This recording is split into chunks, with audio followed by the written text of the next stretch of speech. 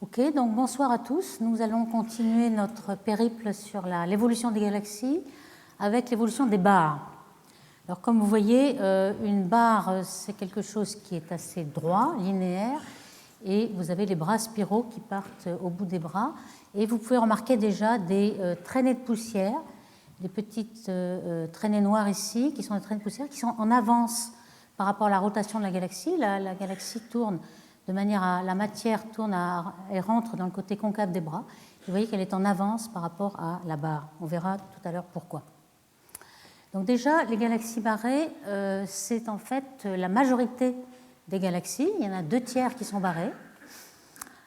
On peut tracer une évolution en fonction de la force de la barre. On appelle SA des galaxies qui ne sont pas barrées du tout, spirale A, B fortement barré et puis intermédiaire AB. Donc on a 3 forces de barre et on voit que ça augmente en fonction de la barre la fraction de spirales cohérentes. C'est-à-dire qu'on a l'impression que la présence d'une barre va favoriser la formation de spirales qu'on appelle grand design, qu'on a décrites dans les exposés précédents et qui est cohérente d'un bout à l'autre de la galaxie. Donc cet taux de spirale cohérente croît avec la barre, et puis aussi on voit que l'interaction entre galaxies, donc le fait qu'une galaxie soit en paire, l'interaction avec un compagnon, est aussi un fort boost de la spirale cohérente. On a vu par exemple pour Messier 51, il en était ainsi. Donc voici quelques exemples de galaxies fortement barrées. Vous voyez que parfois la spirale part au bout de la barre, ici. On voit ici encore à nouveau les traînées de poussière qui sont un peu en avance. Vous voyez que les traînées de poussière ne se rejoignent pas, elles sont un tout petit peu décalées et la matière rentre ici et elles sont en avance par rapport à la rotation. Ici, on voit encore les traînées de poussière décalées et les bras spiraux.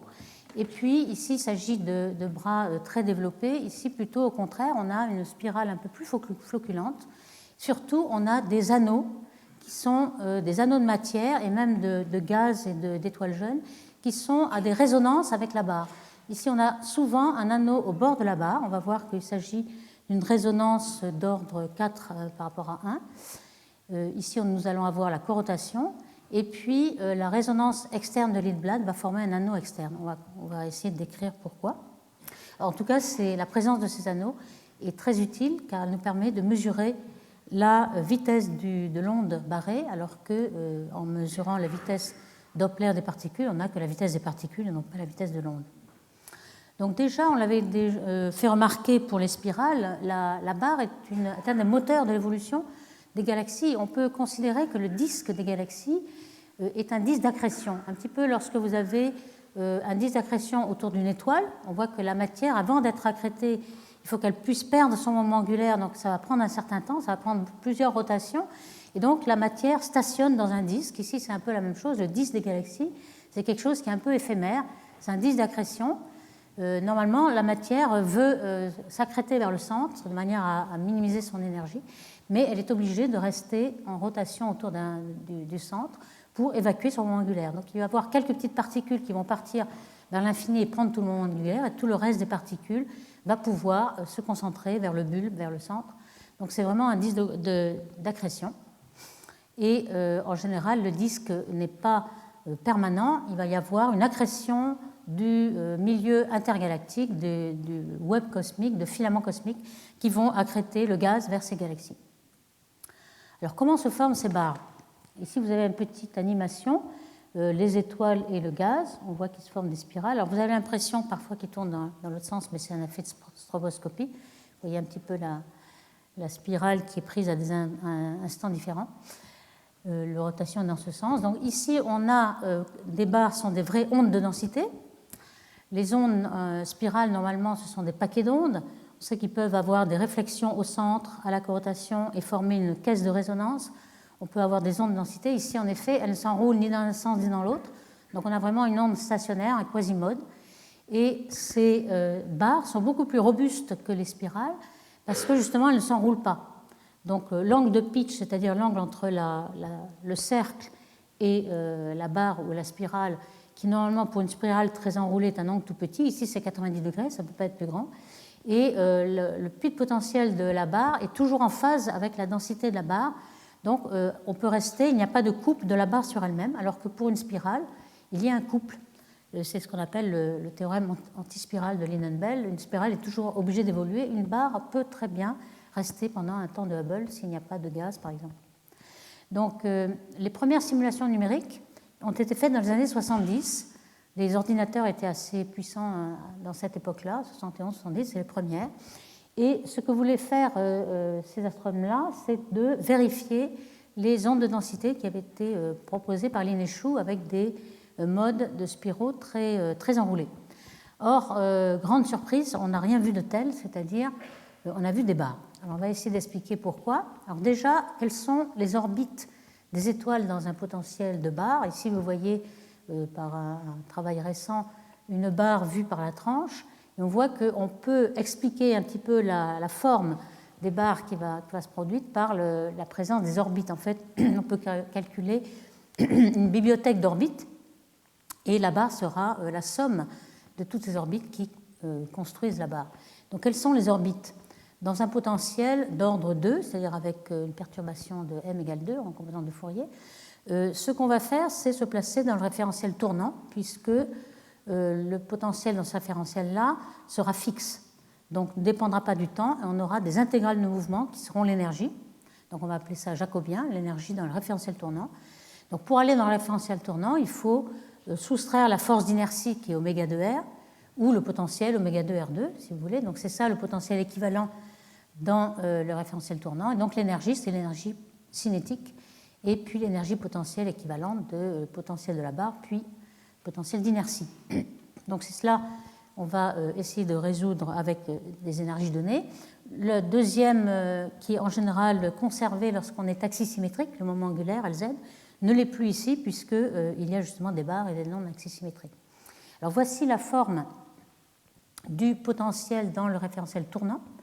On a une barre qui est horizontale ici. On a des contours donc, qui sont profonds. Ici, on ne le voit pas parce qu'il n'y a pas de couleur, mais je mets ici une petite coupe en couleur qui montre mieux que le point de Lagrange. Alors, on appelle ces points Lagrange un petit peu par analogie avec ce qu'on appelle dans le système solaire, dans le référentiel tournant Stolleiter, par exemple. Ici, on a le point de Lagrange L1, L2, L4, L5 qui sont justement à la corotation au moment où le potentiel passe par son maximum. Donc ici, on a une montagne, ici, on a une vallée, si vous voulez. Donc le L3 est au fond de la vallée, ici, la barre est donc dans son puits de potentiel.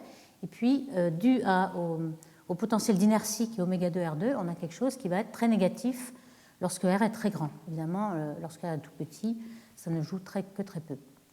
Donc ces points de Lagrange-là sont des cols, en quelque sorte. Alors ces orbites, on va voir, elles ont un peu cette forme-là des potentiels.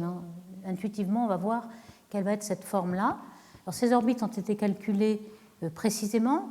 On sait qu'il y a un squelette d'orbites périodiques qui va être un petit peu comme des attracteurs pour toutes les autres orbites qui ne sont pas périodiques. Par exemple, ici, vous avez des orbites un peu comme des rosettes qui tournent autour d'une orbite un petit peu périodique. Ici, on a une orbite qui tourne autour d'une orbite à la corotation, donc il ne faut aucun tour.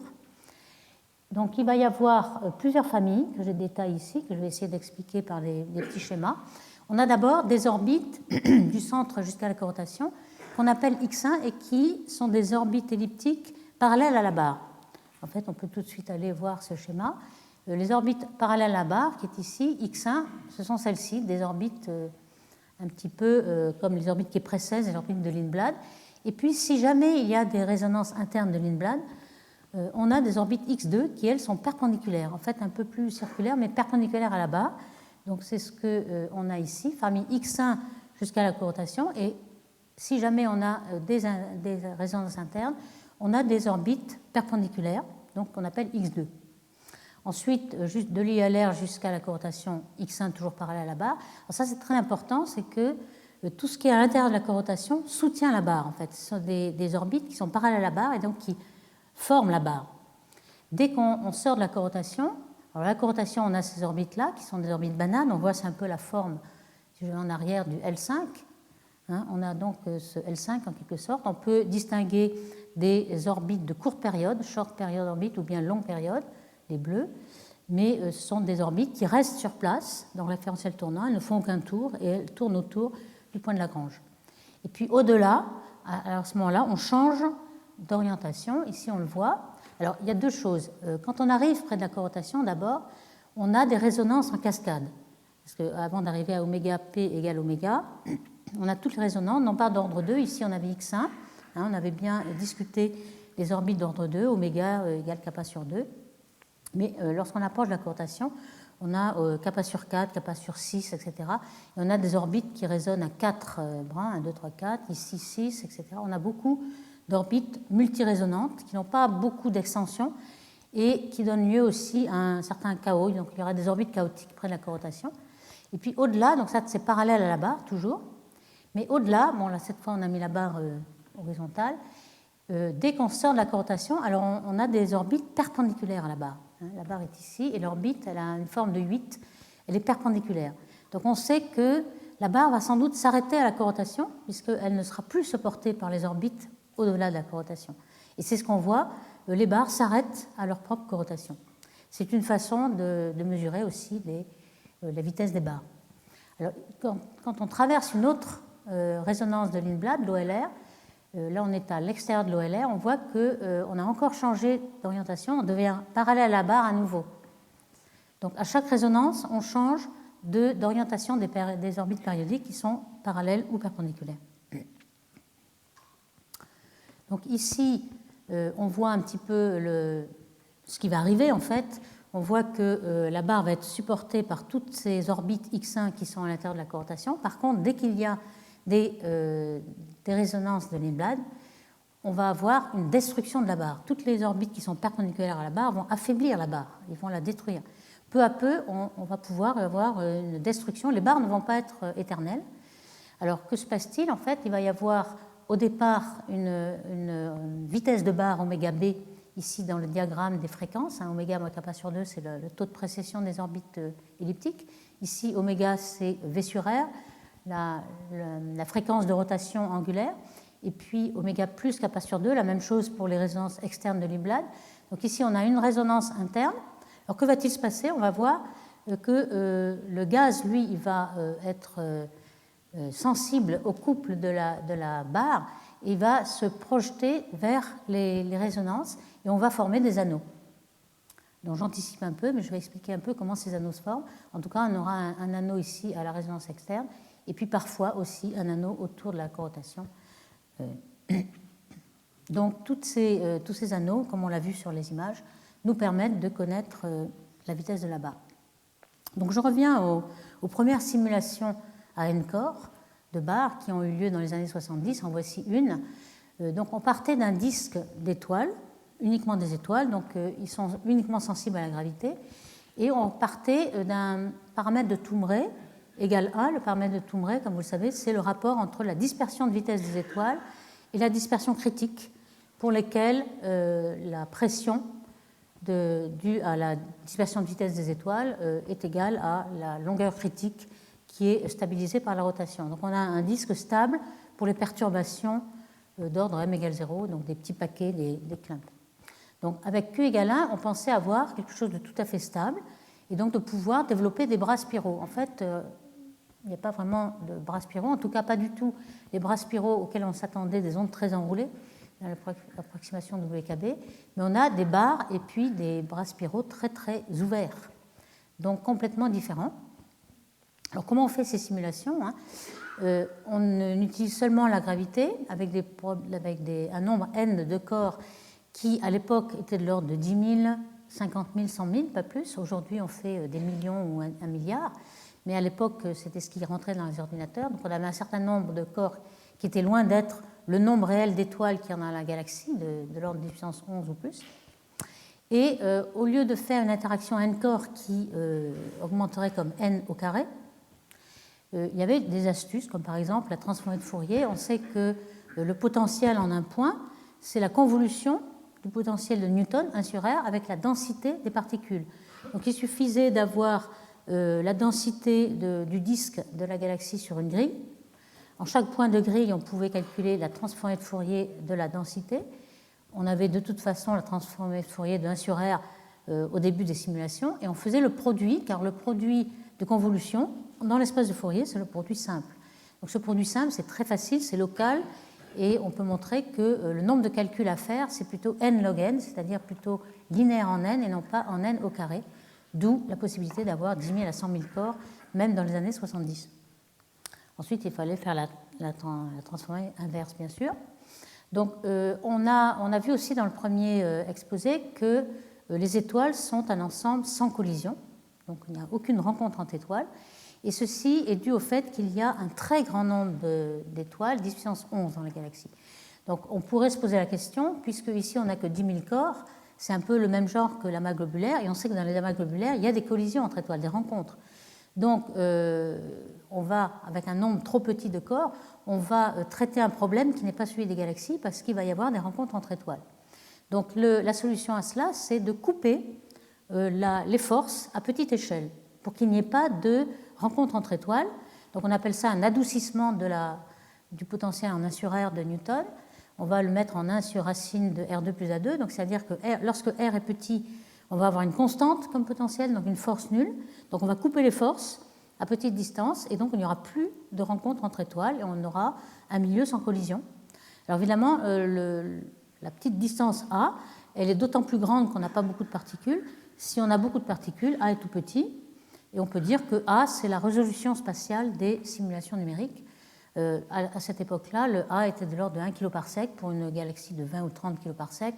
Ça montrait, c'était tout à fait convenable, c'est-à-dire qu'on pouvait très bien traiter les phénomènes à grande échelle, puisque la spirale, les barres, etc., sont des phénomènes collectifs, ce ne sont pas des phénomènes dus à l'interaction à deux corps des étoiles. Donc, avec cette coupure à petite échelle, qui fait qu'on sait que sur 1 kg par sec, on ne représente pas la réalité, mais au-delà, oui, à ce moment-là, le milieu sans collision est bien traité.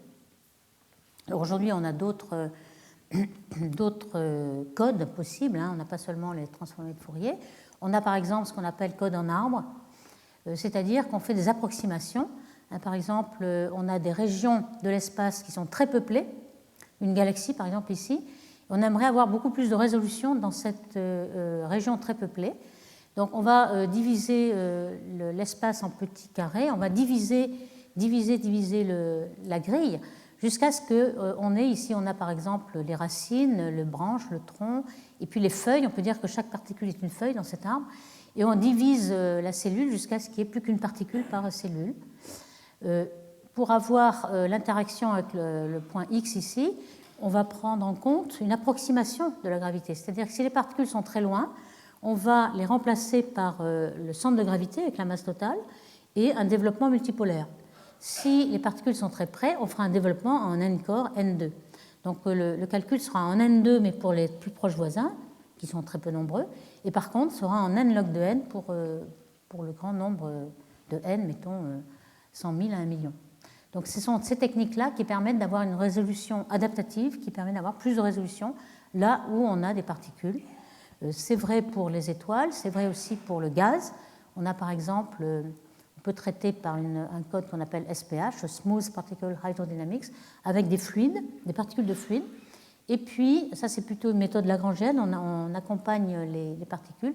On peut aussi avoir, comme dans le code AMR Ramsès qu'a développé Romain Tessier, qui est très utilisé, un code sur grille, donc plutôt eulérien. Donc je développerai un tout petit peu deux possibilités. Dans les premiers temps, on utilisait pour le gaz.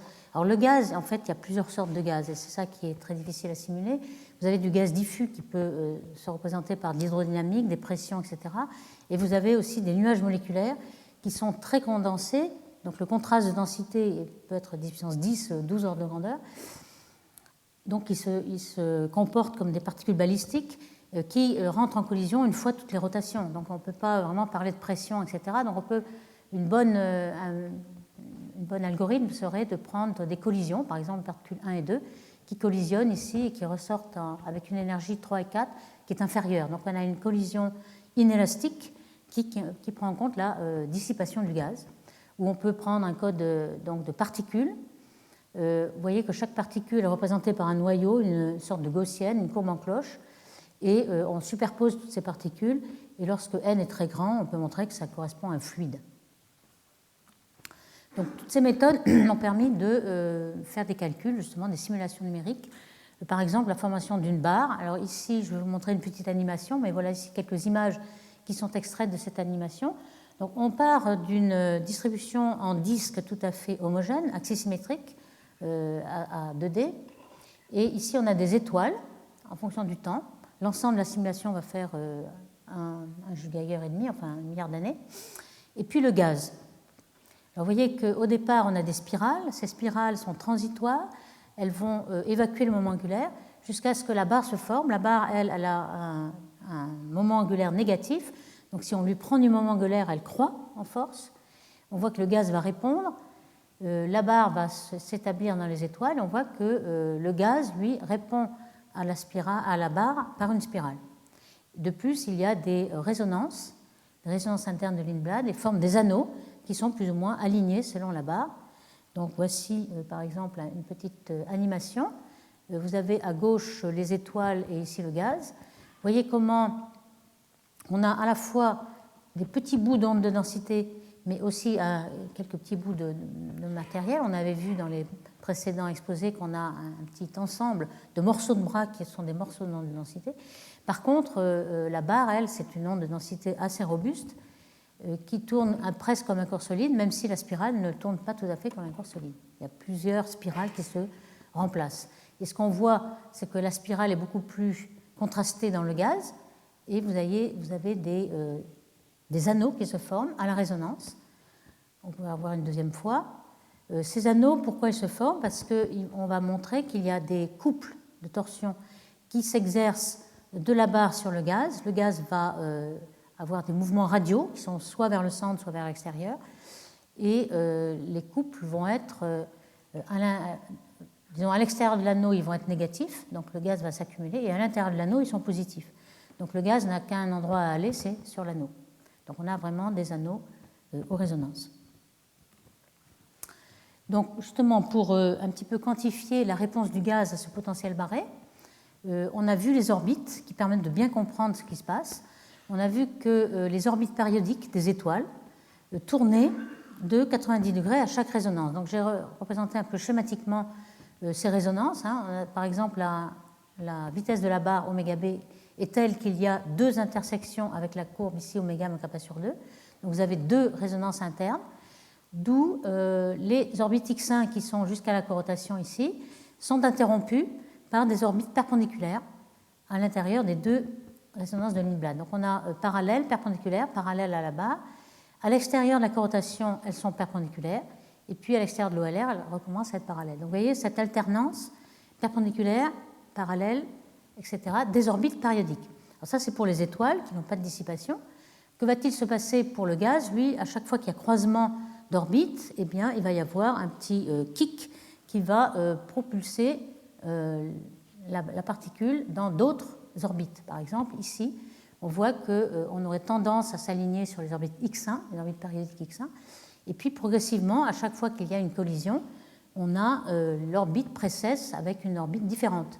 Et là, on voit qu'on ressemble un petit peu à ces ondes cinématiques de calénage qu'on avait présentées la première fois, c'est-à-dire que si toutes ces orbites précessent à la même vitesse, mais ont un grand axe qui est un tout petit peu décalé avec un déphasage, on a une onde de densité qui se place à la collision entre toutes ces orbites. Et en effet, c'est ce qui se passe.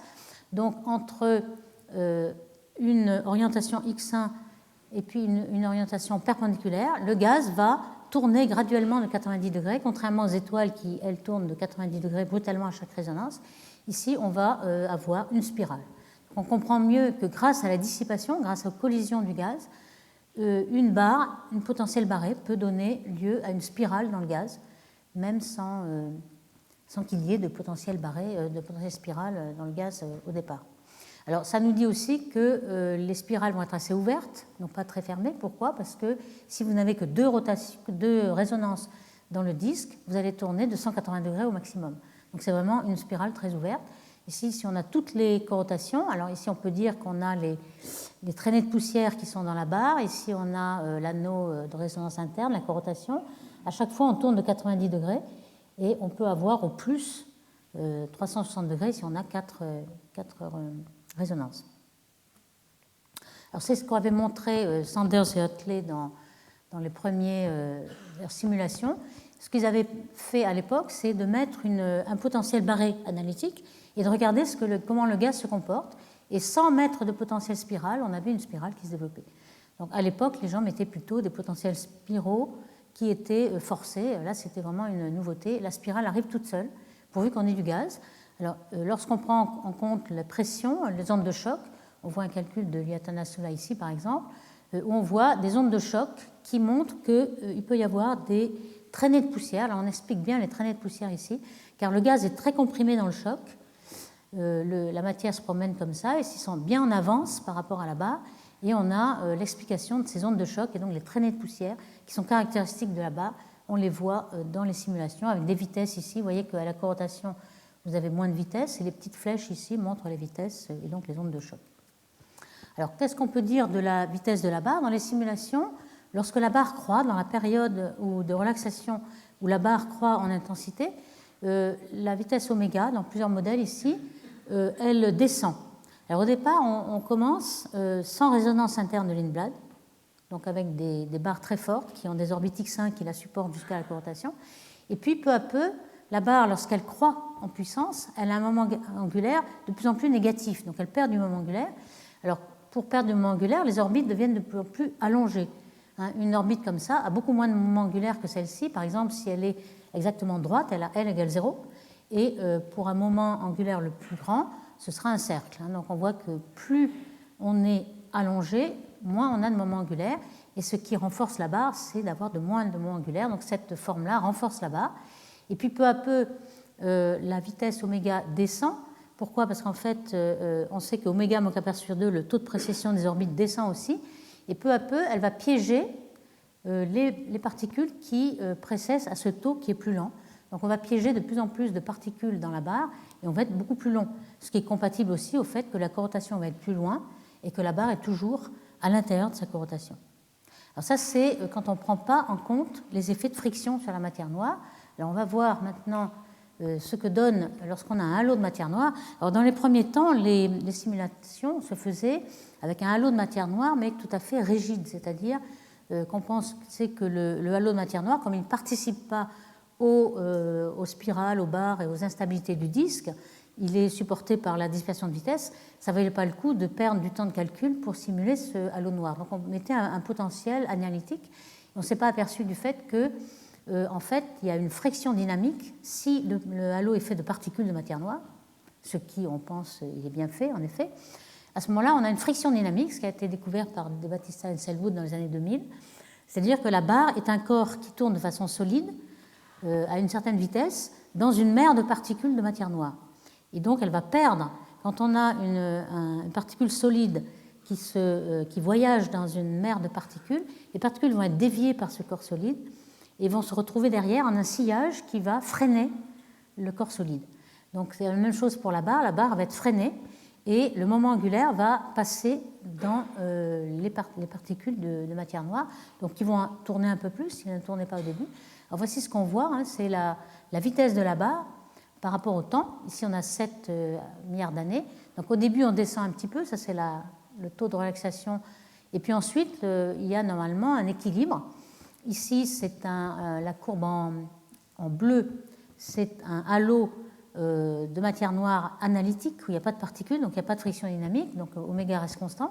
Et puis, lorsqu'on met quelque chose de vivant, live, c'est-à-dire avec des particules, et bien toutes les particules prennent le moment angulaire et la barre décroît, ce qui a permis de dire que, sans doute, on ne pouvait pas avoir un profil de matière noire très concentré au centre, sinon les barres seraient complètement ralenties et ne correspondrait pas à ce qu'on voit en réalité, puisqu'on a quand même la mesure d'oméga avec toutes les résonances.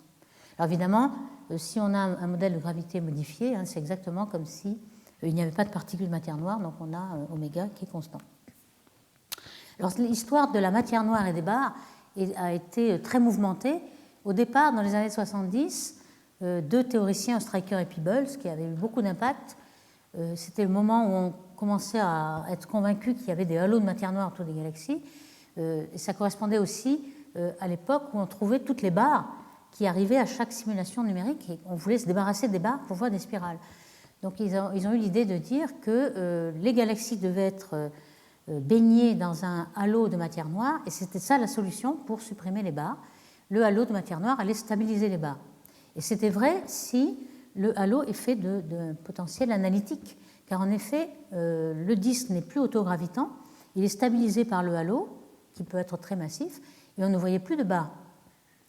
Par contre, du moment à ce que le paramètre de Toumré, toujours la dispersion de vitesse, soit relativement grande, c'est-à-dire supérieure à 1. Par contre, avec le temps, ça c'est pour un halo rigide. Ici, vous avez des simulations qui sont faites avec un halo rigide et avec un halo vivant. Alors par Atanasula, par Berentzen et par d'autres, on s'est rendu compte que le halo interagissait avec le disque.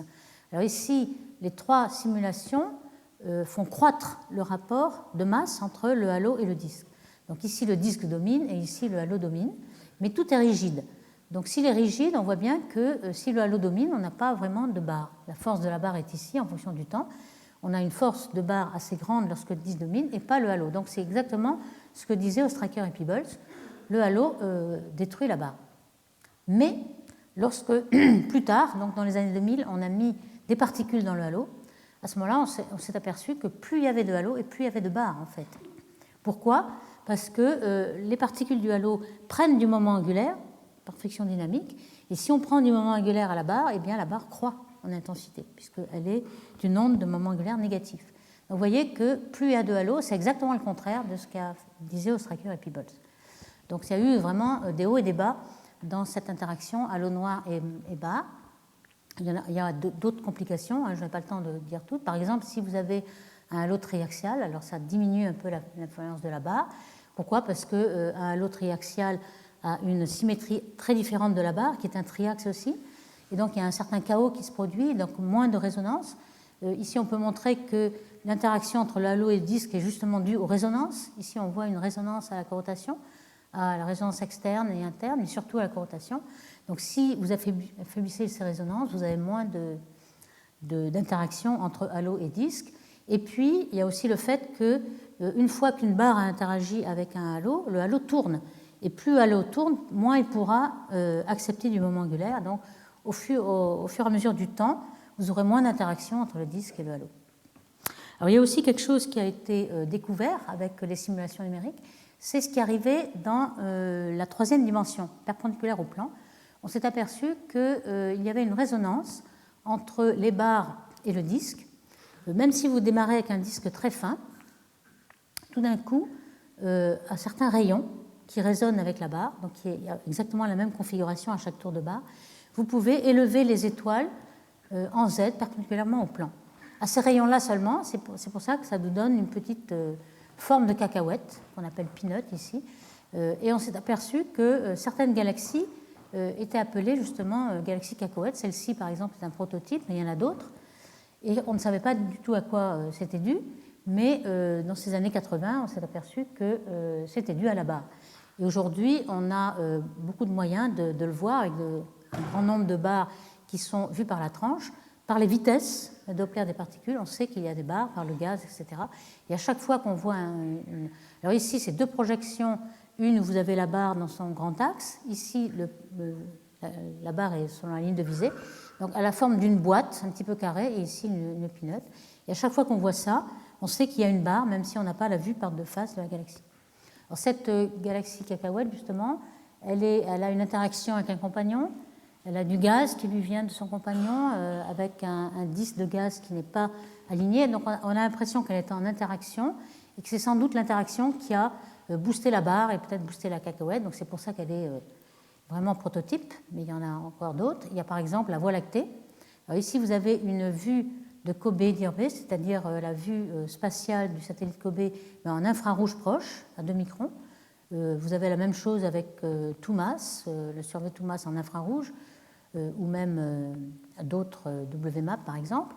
Et ici, ce que vous voyez, on est dans la galaxie, le Soleil un petit peu au bord. Vous avez un fisheye de la galaxie en infrarouge, et vous voyez que le bulbe a une forme un peu de cacahuète. C'est le cas pour notre galaxie. Elle est barrée, on sait qu'il y a une barre, on a les mouvements. Et là, on en a la preuve, parce qu'en fait, ce que vous voyez ici, c'est que le côté qui est proche, la barre, elle fait 20 degrés avec la ligne de visée qui vient vers le Soleil, et ce côté-là est proche et plus grand que le côté lointain. Donc on a un effet de perspective qui vous montre qu'on a vraiment une barre dans notre propre galaxie. Alors voici une petite animation ici qui vous montre un petit peu les... Alors ici c'est à grande échelle, vu par la tranche et vu de face, et vous voyez comment cette cacahuète, lorsqu'elle projette, elle tourne, et elle devient soit cacahuète, soit boîte, selon l'orientation. Alors ici, dans cette simulation-là de Martinez-Walklöster et al., on voit qu'il peut y avoir plusieurs résonances. Vous voyez un peu les résonances de cacahuètes qui arrivent en fonction du temps. Et puis, lorsque la barre décroît en fonction de oméga, ça, la vitesse décroît, la résonance se passe un peu plus loin. Donc on peut avoir plusieurs cacahuètes, ici une petite cacahuète lorsqu'oméga est assez grand, et puis une cacahuète plus grande en fonction du temps lorsqu'oméga a diminué. Donc cette forme particulière, elle se retrouve dans les orbites. On avait dit qu'il y avait des orbites X1. X1, c'est dans le plan de face. Quand on est perpendiculaire, on voit que cette orbite est périodique aussi en Z, c'est-à-dire que la fréquence épicyclique, qui est égale, kappa égale 2 oméga, enfin oméga moins oméga p dans le référentiel tournant, pour avoir une ellipse, on a aussi que kappa, la fréquence épicyclique, est aussi égale pratiquement à la fréquence d'oscillation en Z. Donc on peut avoir aussi une résonance à la fois dans le plan et en Z. Donc c'est à peu près au niveau de la résonance interne de Lindblad qu'on a cette résonance en verticale. Donc on voit plusieurs orientations en densité. On voit aussi en vitesse que la vitesse de ce bulbe est cylindrique, c'est-à-dire qu'il tourne autant, hein, vous avez la même vitesse d'un haut en bas. Donc ce n'est pas un vrai bulbe qui est soutenu par ces dispersions de vitesse, mais c'est un bulbe en rotation, un peu comme un disque épais, en quelque sorte. Donc on appelle ça pseudo-bulbe, c'est-à-dire que ça ressemble à un bulbe, mais c'est un disque épais en rotation, plus qu'un bulbe qui est dû à sa dispersion de vitesse. Alors, on a déjà montré qu'il y avait des mouvements du gaz dus à la barre. Et on peut géométriquement se rendre compte un peu le sens de ces couples qui sont dus à la barre. Voici une barre symbolisée par ce petit dessin. Elle est parallèle à l'axe X. Et on sait qu'on a des bras spiraux. Donc, l'essentiel, on sait évidemment que la matière a des orbites comme ceci, mais il y a une accumulation dans les bras spiraux ici. Alors, si vous aviez quelque chose de complètement axisymétrique, vous n'auriez qu'une force radiale, radiale dirigée vers le centre. Ici, on a des forces tangentielles, parce que justement, il y a non-axisymétrie. Alors, on peut savoir dans quelle direction est cette force tangentielle. Elle tend à ramener vers le puits de potentiel. Et le puits de potentiel, c'est la barre, donc ici, l'axe X. Donc, la force tangentielle va avoir tendance à ramener vers l'axe X. Donc, elle a ce sens-là. Évidemment, si on avait aussi des bras spiraux de l'autre côté, ou si la forme du gaz était sphérique ou axisymétrique par rapport à cette barre, on aurait la partie correspondante qui annulerait sur une orbite ce couple. Mais en fait, le point est que la majeure partie du gaz est dans les bras spiraux. Donc c'est ce couple-là qui domine par rapport à l'autre. Et vous voyez qu'il est positif par rapport à le sens de rotation. Donc ce qui va arriver, c'est un couple positif entre la corotation et l'extérieur. Le gaz va être propulsé vers l'extérieur. Quand on fait le schéma inverse à l'intérieur de la corotation, alors on a par exemple une résonance de Lindblad, un petit terme X2 ici, une orbite perpendiculaire. Et vous voyez que ce qui change, c'est que la spirale qu'on a prolongée ici, elle n'est pas dans le même cadran. Ici, on était dans ce cadran-là. Maintenant, on est dans ce cadran-là. Donc les forces tangentielles vont avoir toujours tendance à faire revenir vers le puits de potentiel, mais cette fois-ci, le couple est négatif. Simplement parce que le bras spiral est dans l'autre cadran. Donc ici, on a un couple négatif. Donc tout ce qui est entre la corotation et la résonance de Lindblad va être propulsé vers le centre. Donc tout le gaz va venir vers cet anneau. Et une fois qu'on est dans l'anneau, évidemment, c'est symétrique et les couples s'annulent sur les anneaux. C'est pour ça qu'on a une accumulation de gaz dans les anneaux. Alors, par exemple, la formation d'anneaux, c'est simulé dans cette simulation à n-corps, où il y a une barre parallèle à OX, et on voit les anneaux qui, selon oméga, selon la valeur, ici oméga petit, donc l'anneau est petit, mais on a une accumulation de gaz due à ces couples de la barre sur le gaz. On peut avoir aussi les couples positifs, donc le gaz, à partir de la corotation, s'en va au début dans les bras spiraux, et puis ensuite il s'en va jusqu'à la résonance externe, où il s'accumule ici dans cet anneau, parce qu'à ce moment-là, le couple dans l'anneau à l'OLR est nul, en moyenne. D'où ce qu'on observe, hein, ce qu'on a vu dans les premières images. On peut voir par exemple, alors ici ce sont des images de couleur B-V, c'est-à-dire on fait le rapport entre la couleur bleue et visible ou rouge. Pourquoi? Parce que les anneaux sont une accumulation de gaz, il y a beaucoup de formations d'étoiles et les anneaux sont très bleus. Donc si vous faites B-V, vous voyez plus de contraste dans ces anneaux. Ici on voit bien un anneau à l'OLR, ici autour de la corotation, c'est-à-dire à la résonance d'ordre 4, et puis un tout petit anneau ici qui est un anneau nucléaire et qui se trouve à la résonance interne de Lindblad. Donc tout ça correspond bien. On a aussi les traînées de poussière qui sont représentées. Donc ces simulations et comparaison avec ce qu'on voit nous permet d'avoir un petit peu l'état du gaz, le taux de collision, le taux de dissipation, la vitesse du son dans le gaz, etc. Il y a un autre phénomène qui va aussi, une fois que le gaz va être propulsé vers le centre, et il va y avoir une concentration de masse vers le centre, on va découpler. En fait, on voit que s'il y a une résonance interne de Lindblad, entre ces deux résonances, on va avoir des orbites qui sont perpendiculaires. Donc on va affaiblir la barre et on va pouvoir découpler une autre barre.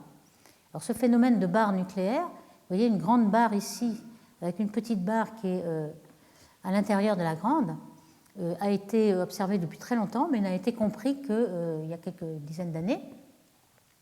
Ici, on en voit une. Ici aussi, en faisant une couleur, on en voit plusieurs. Hein. Donc, c'est quelque chose d'assez fréquent. Parfois, il est très difficile de les voir parce que lorsque la galaxie est assez loin, par exemple une galaxie où la carte du ciel vous donne seulement la barre, la spirale et puis un centre qui est un peu surexposé, lorsque vous regardez un zoom ici du carré bleu, c'est une image qui a été faite au télescope Canada-France-Hawaï avec l'optique adaptative, donc plus de résolution que la seconde d'arc. Et puis en proche infrarouge, ça permet d'avoir les étoiles vieilles et de vous affranchir du gaz, de l'extinction du gaz, et puis des étoiles jeunes qui sont très brillantes mais ne représentent pas le potentiel. À ce moment-là, vous voyez une autre barre qui est à l'intérieur de la grande barre. Donc ça nous permet de comprendre que très souvent, au moins dans 30% des cas, on a toujours vu une petite barre à l'intérieur de la grande barre. Et en général, elle se trouve à l'intérieur d'un anneau. Ici, vous voyez avec le Hubble Space Telescope une image d'une galaxie barrée avec sa spirale. Et puis le petit carré blanc ici, c'est le zoom que vous avez ici, le carré blanc. Donc à l'intérieur de la grande barre, vous avez l'anneau de la résonance interne de Lindblad où s'accumule le gaz. Et on voit qu'il y a beaucoup d'étoiles en formation, d'étoiles bleues. Le rose, c'est le H-alpha, c'est-à-dire le gaz ionisé par les étoiles jeunes. Vous ne voyez pas la barre nucléaire parce que vous avez justement la poussière et les étoiles jeunes qui vous empêchent de le voir, mais en infrarouge proche, à 2 microns, vous auriez une petite barre nucléaire à l'intérieur de l'anneau. Donc c'est vraiment exactement ce à quoi on s'attend de par les orbites et de par tout ce qu'on sait des couples. Donc ce découplage des barres nucléaires, maintenant on commence à bien le comprendre. Hein. Vous avez une grande barre ici, un anneau qui est à la résonance interne à l'intérieur de la grande barre, et puis tout d'un coup, à l'intérieur de ces résonances internes, les orbites commencent à être perpendiculaires, donc la barre primaire est affaiblie là-dedans, et comme il y a accumulation de masse vers le centre, toutes les fréquences oméga sont beaucoup plus grandes, ils tournent beaucoup plus vite, il y a plus de masse, oméga moins kappa sur 2 est aussi plus grand, et donc le taux de fréquence, la fréquence de précession de ces orbites-là et de ces orbites-là est de plus en plus grande, et on découple, on ne peut plus tourner à la même vitesse, donc on a une petite barre nucléaire qui tourne plus vite que la grande, et en général, il y a un échange d'énergie entre les deux par la résonance commune. Ici, on a une résonance interne de Lindblad qui devient la corotation de la petite barre, hein, puisqu'on a vu que la barre était toujours à l'intérieur de sa corotation. Alors ici, vous avez une simulation faite par Fridley où on voit dans les étoiles une barre nucléaire qui commence à se former, et puis dans le gaz, on voit bien que cette barre nucléaire, elle se forme à l'intérieur de l'anneau qui est la résonance interne de Lindblad. Donc c'est tout à fait ce qu'on voit dans les simulations et dans les observations. Ici, vous avez un tout petit film qui vous montre, encore une fois, à grande échelle et à petite échelle, un zoom avec la vue perpendiculaire et la vue de face. On voit que cette barre-là tourne plus vite. En fait, cette barre-là tourne lentement et on voit que celle-là a fait un tour quand l'autre a fait un demi-tour. Donc, on a deux vitesses différentes. Et on voit bien que lorsque la petite barre est perpendiculaire, elle affaiblit un peu la grande barre, et lorsqu'elle est parallèle, elle la renforce. Donc si vous plottez un peu la force de la grande barre en fonction du temps, vous aurez des battements, en quelque sorte. Ici, on a une grande barre, ici, une barre un peu plus faible. C'est un battement entre les deux barres. Donc quand on regarde la vitesse de ces deux barres, elles sont vraiment différentes. La petite barre a une grande vitesse ici, elle n'a pas de résonance interne, alors que la corotation est égale à la résonance interne de la grande barre. Donc on a un peu ce schéma-là. Donc plusieurs ondes barrées dans la même galaxie avec des vitesses différentes. C'est un petit peu comme ce qu'on avait déjà vu pour barre et spirale. On avait vu par exemple, Spark et Selwood avaient mis en évidence une barre qui ne tourne pas à la même vitesse que sa spirale. Et donc on peut montrer qu'il y a interaction entre ces deux. Ici, ce sont des diagrammes de oméga, justement, où on n'a pas ploté oméga moins kappa sur 2, mais 2 oméga moins kappa, ce qui revient au même. Ici, on a la barre, et puis une spirale. On a plusieurs spirales ici, une spirale qui va à la même vitesse que la barre, et puis d'autres un petit peu plus lentes. Et comme il y a battement entre les deux, m égale 2 et m égale 2, ça va nous faire m égale 4, et on a en effet un harmonique d'ordre 4. Donc si on plotte 4 oméga moins kappa, on va avoir l'équivalent, l'harmonique ici, avec un certain nombre d'harmoniques pour les barres. Donc on a vraiment tous ces phénomènes de battement sont observés. Alors vous allez me dire, bon, si les spirales ne tournent pas à la même vitesse que les barres, comment est-ce possible qu'on voit toujours la spirale sortir du bout des barres? Eh bien, c'est en fait une apparence. Vous voyez ici une simulation où on voit le potentiel. Le potentiel, en effet, de la barre, elle décroche. La barre décroche de bras spiraux. Ici, on voit bien ici. Par contre, quand vous regardez la densité, il y a une certaine hystérésie, si vous voulez. On a l'impression que le potentiel est décroché, mais la spirale a toujours l'impression de sortir au bout de la barre. Il y a quand même une densité qui continue. Bon, là, elle décroche complètement, mais très peu de temps. Ensuite, on a toujours l'impression que la spirale sort de la barre. Or, elle n'a pas la même vitesse, donc ce n'est pas possible. Mais on voit que c'est possible par un certain continuité des contours et une certaine hystérésie. Alors, on a parlé aussi de migration des étoiles. Alors, pour l'instant, on a regardé le flux de gaz, mais on a aussi une migration des étoiles. On en a parlé une autre fois pour la migration des étoiles lorsqu'il y a une résonance à la corotation. Et on avait dit aussi que c'était un échange gratuit, c'est-à-dire qu'on pouvait échanger les moments angulaires si on était à la corotation avec aucune énergie possible, enfin aucune énergie échangée. On n'avait pas besoin de fournir d'énergie pour changer le moment angulaire. Alors là, on voit la même chose avec les barres. Il faut que les étoiles qui échangent les moments angulaires soient vraiment à la corotation et assez froides pour être vraiment résonantes. Alors, froide, ça veut dire que la dispersion de vitesse n'est pas grande ou que le petit épicycle est assez faible. Alors, on voit en effet l'échange de moments angulaires delta L ici à la corotation. On voit qu'il y a un échange plus et moins. Il y a ce fameux profil, en quelque sorte P-Cygni, si vous voulez, plus et moins. Donc, à la corotation, on échange. Il y en a qui partent, qui perdent du moment angulaire, il y en a qui en gagnent. Mais évidemment, si on prend toutes les étoiles, c'est beaucoup moindre en intensité que si on prend celles qui sont assez froides et qui résonnent beaucoup avec la barre. Alors, ce qu'on veut montrer ici, c'est que lorsqu'on a plusieurs barres et aussi plusieurs spirales, on peut avoir un concours d'interaction entre les ondes à la résonance et on a beaucoup plus d'échanges de moments angulaires.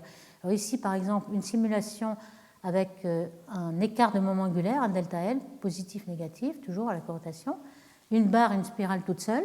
Et lorsqu'on met une barre plus une spirale avec 4 bras, etc., à ce moment-là, on voit que l'échange de moment angulaire est énorme, delta L. Il concerne même toute la galaxie, du centre au bord, et on a un échange de moments angulaires très très grand. Donc on voit que le recouvrement des résonances et la possibilité d'avoir plusieurs ondes permet d'avoir une migration des étoiles beaucoup plus grande. Ça, c'est intéressant.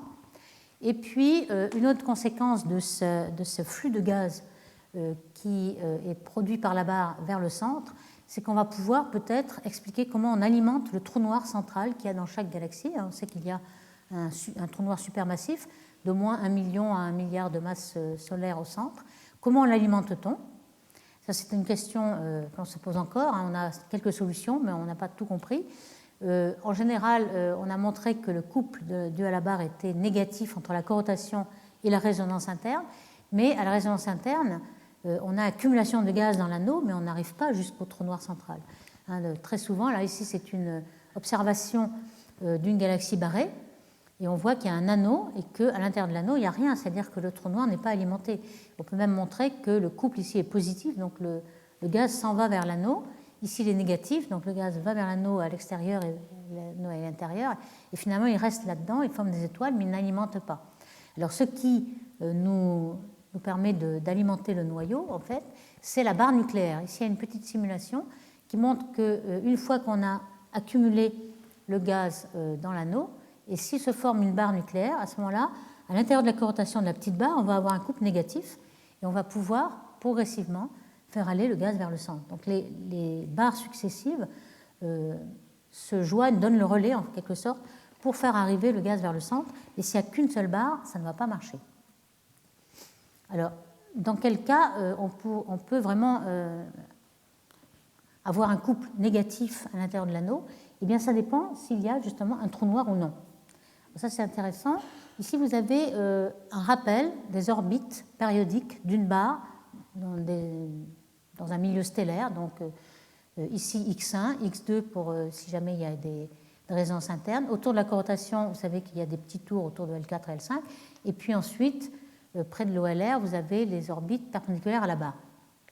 Alors, s'il y a du gaz, on va tourner, grâce aux collisions, on va faire précesser toutes ces orbites. Alors, dans quel sens cela tourne? On peut montrer que si le taux de précession, vous voyez ce oméga moins kappa sur 2, qui est le taux de précession de ces ellipses, si le taux décroît en fonction du rayon, on a toujours une onde trailing. Pourquoi? Parce que le gaz va aller d'ici, ici, et il va précesser moins vite. Donc, il va être en retard. Donc, finalement, on a quelque chose qui va tourner dans un sens. Si on est dans deux branches d'où ce taux de précession décroît en fonction du rayon, on aura toujours quelque chose de trailing. Si on a quelque chose qui monte, à ce moment-là, on va tourner dans l'autre sens, puisque en fonction du rayon, le taux de précession va être plus rapide. Donc, si on est dans cette région-là, par exemple, à l'intérieur de la résonance interne de Lindblad, ici, vous avez d'abord quelque chose de trailing, et puis, dans cette partie-là, vous aurez quelque chose de leading. Vous voyez un peu ce bras-là, il va s'entourer dans l'autre sens. Ce qui explique pourquoi, quand on a un anneau à la résonance ILR, le couple de la barre est positif, puisque de la corotation à l'intérieur, on avait une spirale trailing, il était négatif. Si la spirale est leading, on est dans l'autre cadran et on devient positif. Donc dans ce cas-là, dans le cas où oméga moins kappa sur 2 croît avec le rayon, on a quelque chose de leading et on a accumulation dans l'anneau nucléaire, et puis c'est tout, on n'alimente pas le trou noir. Alors si on a un trou noir, son action, c'est que oméga va être très fort, on a un potentiel en 1 sur R, et oméga moins kappa sur 2 va avoir une autre pente ici. Sans trou noir, on aurait quelque chose qui va vers 0, et avec trou noir ici. Donc si on a un trou noir assez massif, son influence en fonction du rayon va être assez grande, et on va pouvoir à nouveau retrouver une onde trailing, c'est-à-dire un couple négatif, et on va pouvoir alimenter le trou noir. Donc vous voyez, si le trou noir est assez massif, il va s'alimenter de lui-même. Alors ce genre de choses, on l'a vu dans certaines galaxies. Alors comment on fait ce petit calcul? On essaie de prendre une image rouge de la galaxie, par exemple faite avec le Hubble Space Telescope, et on a une idée du potentiel, parce que l'image rouge, ce sont les vieilles étoiles, donc c'est essentiellement le potentiel est dû aux vieilles étoiles. Donc on peut calculer le potentiel, donc les forces en chaque instant. Une fois qu'on a les forces en chaque point de l'image, ici on a déprojeté l'image pour la voir la galaxie de face, on peut savoir, alors ici on a un couple qui va être négatif, positif ici, pardon, en rouge c'est positif et en bleu c'est négatif. Donc on a 4 cadrans, un petit peu comme les cadrans que j'ai découverts ici. Donc dans ce cadran le couple est positif, dans ce cadran il est négatif. Ce sont les couples des forces tangentielles. Alors maintenant, on regarde où est le gaz. Ici, c'est le contour du gaz. On voit que le gaz est essentiellement dans la partie négative. Et lorsqu'on fait la moyenne, on voit que le couple est négatif. Si le gaz avait été dans cette partie-là, on aurait un couple positif. Donc on peut savoir si le gaz est en train d'être précipité vers le centre et d'alimenter le noyau ou pas. Donc dans ce cas-là, il alimente le noyau parce que tout le gaz est dans la partie négative. On a essayé de faire ça avec plusieurs galaxies. Par exemple, celle-ci, une galaxie barrée relativement forte, avec justement des traînées de poussière, un petit anneau à la résonance. Ça a été observé avec ALMA. On a beaucoup de résolution, encore plus que le Hubble Space Telescope. Et on a pu montrer qu'il n'y avait pas qu'un seul anneau, mais il y avait un deuxième anneau. et que finalement le gaz il était piégé dans le deuxième anneau et qu'on n'avait pas d'alimentation du noyau. Ça, c'est un petit peu intéressant. Alors, ce qu'on a vu, qu'on ne recherchait pas, c'est qu'il y avait un flot de gaz perpendiculaire au petit axe et que finalement, il y avait plutôt un phénomène de rétroaction, de feedback, qui fait que le gaz était éjecté vers le bord. Donc, voici le deuxième, il y avait un premier anneau ici, on voit le deuxième anneau qui a été détecté par le gaz moléculaire par le télescope allemand et un couple positif. Mais il y a quand même une galaxie qui a montré une alimentation positive de ce gaz, c'est celle-ci. Donc on a une belle barre ici avec un petit anneau nucléaire. Et ce qu'on montre ici, c'est exactement le petit...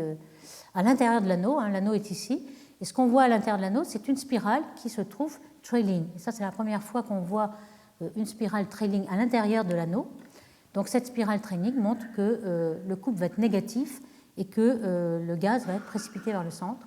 Donc en effet, on a calculé un couple négatif. On a pu montrer que le trou noir était assez massif pour que le taux de précession remonte. Et donc on a bien cette spirale négative ici, cette spirale trailing qui, le couple est négatif. Alors maintenant, je vais dans quelques minutes qui me restent parler de la destruction des barres. Les barres ne sont pas complètement robustes, surtout lorsque il y a beaucoup d'évolution, c'est-à-dire du gaz qui est amené vers le centre. Il est amené vers le centre, donc il y a une plus grande concentration centrale. Et on construit la galaxie, on construit le bulbe. Et donc lorsqu'on a une grande pic de masse centrale, on va détruire la structure des orbites et on va détruire la barre. Vous voyez des barres qui sont un peu détruites et qui vont former des ovales. En fait, ils vont former des ovales parce que l'énergie va être confinée à cette isophote ici. On avait vu qu'il y avait des pics, des montagnes en jaune ici et des vallées en bleu. Donc on va être à une énergie donnée, confinée dans cette ovale, et on va avoir des galaxies un petit peu de ce genre-là. Alors c'est un phénomène qui a été bien simulé, par exemple ici aux UMI en 2012. On ajoute même artificiellement 1% de la masse au centre, comme s'il y avait un trou noir de 1% de la masse, et on voit qu'en fonction du temps, donc on rajoute de façon adiabatique ce 1% de masse, donc on avait une force de barre qui était assez grande, puis tout d'un coup, la barre se détruit simplement parce que l'ajout d'une masse centrale a détruit toutes les orbites périodiques et a affaibli la barre. Il y a plusieurs exemples ici. Ces 3 exemples de disques exponentiels sont dus au fait qu'on a changé le paramètre de Toumré. Ben, ça, c'est un détail. Et que devient la barre? En fait, la barre se détruit. Pourquoi? Parce qu'au centre, quand vous avez un trou noir central ou une grande concentration de masse, à ce moment-là, vous avez deux orbites, enfin, vous avez des orbites X2 parce que vous avez des résonances internes, donc les orbites deviennent perpendiculaires, et donc vous détruisez la barre par le centre. Les bords de la barre continuent à être là, mais vous détruisez un peu la barre vers le centre, et vous avez cette ovale qui va être au centre. Ici, vous avez une galaxie qu'on appelle lentille, avec une distribution de surface, de brillance de surface des étoiles qui est à peu près constante, et puis qui tout d'un coup a un bord très abrupt, comme s'il y avait justement une frontière. Et dans les galaxies de type Early, à peu près 54% des barres qui sont justement détruites en lentilles. Et pour les lenticulaires, c'est encore plus, presque la totalité. Donc vous avez le prototype des lentilles est ici. Vous avez une barre nucléaire d'ailleurs à l'intérieur. Et vous voyez, quand vous surexposez cette image, vous avez celle-ci. Le bord est vraiment abrupt. Vous n'avez pas quelque chose qui s'étale. Vous remplissez exactement l'ovale, comme si la barre était... en fait, on est à l'intérieur de ce puits de potentiel-là. Et puis, la même galaxie, mais vue par Galex, on voit que l'anneau de gaz qui est à la résonance externe continue à être très bleu et former des étoiles, mais au centre, il n'y a plus rien. La barre a été détruite. Donc, nous avons essayé de montrer comment on détruisait la barre en accrétant du gaz, avec Frédéric Bourneau ici. Ce qui est intéressant, puisqu'il y a 2 façons de détruire la barre. Soit vous mettez une grande concentration centrale, soit aussi, même sans avoir la concentration centrale, vous pouvez apporter du gaz. Alors le gaz, il a un couple qui est dû à la barre, et donc il perd son moment angulaire pour tomber vers le centre. Mais si la barre exerce un couple sur le gaz, par la réciprocité de l'action et la réaction, le gaz fait un couple sur la barre, et donc la barre va être détruite puisqu'elle va gagner du moment angulaire, et normalement elle n'est amplifiée que si elle perd son moment angulaire. Donc ici on voit que le gaz Alors ici, on a une barre qui, au départ, est assez forte, qui se détruit. Et puis, dans cette simulation-là, le gaz était accrété par le bord, donc la barre se reformait. Alors ici, vous avez la force de la barre en fonction du temps, avec plusieurs cas possibles. Vous avez un cas de contrôle, sans gaz et sans apport de concentration de masse. Et puis, lorsque vous avez du gaz, vous voyez que le gaz donne son moment angulaire à la barre et la barre décroît complètement. Beaucoup plus que si vous ajoutez un trou noir au centre. Donc, cette destruction due à l'apport de gaz est assez importante. Alors, on pourrait dire, oui, mais alors, une fois que vous avez apporté tout le gaz au centre, il ne devait plus rester aucune barre. Alors, c'est vrai. Et on peut faire un petit recensement. Par exemple, ça a été fait par Eskridge et al. Avec 163 galaxies. Un petit recensement du nombre de barres en fonction de leur force. Vous voyez, c'est à peu près cet histogramme-là. Il n'y a pas beaucoup de galaxies qui sont complètement non barrées, mais il y a un pic dans les forces moyennes. Et puis, si vous n'accrétez pas du gaz de l'extérieur, vous avez beaucoup de barres détruites, donc contrairement à ce qui est observé. Donc, ce qu'il faut pour retrouver les observations, c'est justement apporter du gaz et reformer les barres. Et avec ça, on peut, si on essaie de refiter ce qui est observé, on peut savoir combien de gaz il faut accréter pour reformer ces barres. Et en fait, il faut doubler la masse de la galaxie en 10 milliards d'années. Ce qui est énorme, ça veut dire qu'on pourrait former toutes les galaxies comme ça. Donc il faut que les galaxies se forment sans arrêt à partir du début de l'âge de l'univers en accrétant tout leur gaz. Donc voici des petites simulations ici, avec accrétion de gaz ou sans accrétion. Alors vous me direz, vous avez dit que le couple de la barre sur le gaz était positif de la corotation à l'extérieur. Comment se fait-il que le gaz rentre? Et bien justement, il ne rentre que lorsque la barre est affaiblie et n'a plus de couple. À ce moment-là, il y a des spirales qui font rentrer le gaz et puis la barre peut se reformer. Donc vous avez des alternances comme ça de barres ou de non-barres. En gros, on peut avoir dans la vie d'une galaxie une barre qui s'affaiblit, puis une autre barre qui se détruit, puis une troisième barre. Si vous avez beaucoup d'accrétion de gaz, vous pouvez avoir 3 barres dans la vie d'une galaxie. Donc la barre n'est pas permanente, elle ne serait permanente que s'il n'y avait pas de gaz du tout. Et en effet, dans les lenticulaires, on peut avoir des barres qui sont complètement robustes. Ok. Donc un cycle de barres, c'est ça. Premièrement, vous avez le gaz arrive vers le centre, détruit la barre. Ici, le gaz va vers la résonance externe de Lindblad, mais une fois que vous avez détruit la barre, le gaz peut revenir et reformer une autre barre. Donc vous avez un cycle comme ça qui se referme. Et sur la séquence de Hubble, normalement dans une séquence de Hubble, vous allez du côté droit au côté gauche. Vous partez d'une galaxie qui est très riche en gaz et qui n'est pas concentrée. Et puis la tendance de la galaxie dans sa vie, c'est de concentrer sa masse dans le bulbe. Vous voyez qu'ici, on va avec un rapport bulbe sur disque de plus en plus fort. Et on peut détruire la barre, aller de la branche barrée à la branche non barrée, on peut reformer la barre. Et quand on reforme la barre, on accrète du gaz, donc on revient un peu en arrière. Donc les évolutions sont un peu en dents de scie, mais on comprend un peu mieux comment on peut reformer cette séquence de Hubble avec ces barres. Donc en conclusion, je dirais qu'on comprend un petit peu mieux ce qui se passe avec surtout le moteur de la barre, qui est beaucoup plus puissant que celui des spirales, mais enfin qui le complète. Une galaxie n'est jamais à l'équilibre, surtout lorsqu'il y a du gaz. Il peut y avoir plusieurs épisodes barrés et les galaxies peuvent évoluer soit par évolution séculaire, toute relativement interne et puis lente, ça dure plusieurs rotations, donc des milliards d'années, avec une barre, une spirale, peut-être un bulbe qui se forme de façon cacahuète, ou alors des interactions violentes et qui forment des bulbes beaucoup plus classiques, et ça nous en reparlerons dans de prochaines séances. Donc, merci beaucoup.